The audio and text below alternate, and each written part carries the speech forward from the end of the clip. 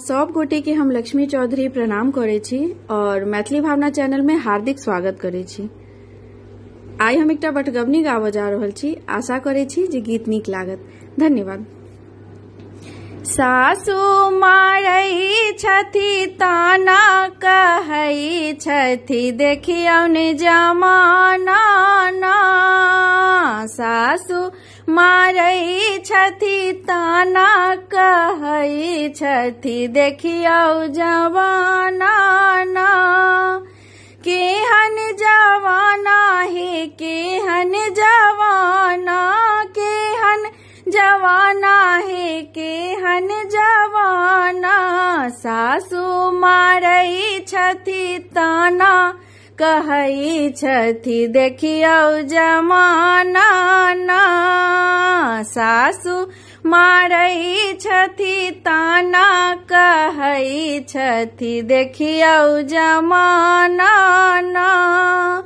दुलरुआ के कनिया ला महल ठोके नौचे, हवेली में कोहबर सजेलौं। दुलरुआ के कनिया ला महल ठोके नौचे, हवेली में कोहबर सजेलौं।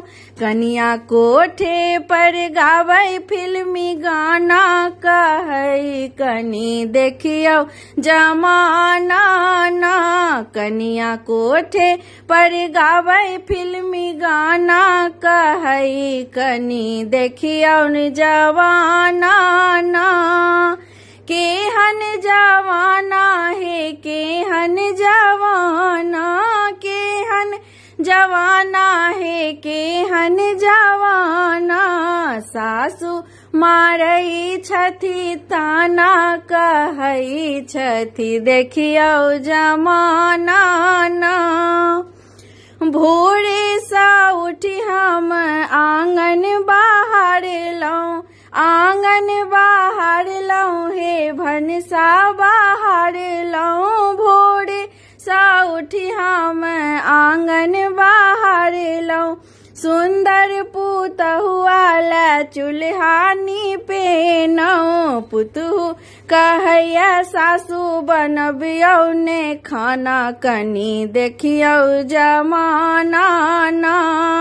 पुतहु कहैया सासु बनबियौ ने खाना कनी देखियौ जमाना ना। देखियौ जवाना हे केहन जवाना, देखियौ जवाना हे केहन जवाना। सासु मारै छथि ताना कहै छथि देखियौ ने जवाना ना। सासु मारै छथि ताना कहै छथि देखियौ जवाना ना।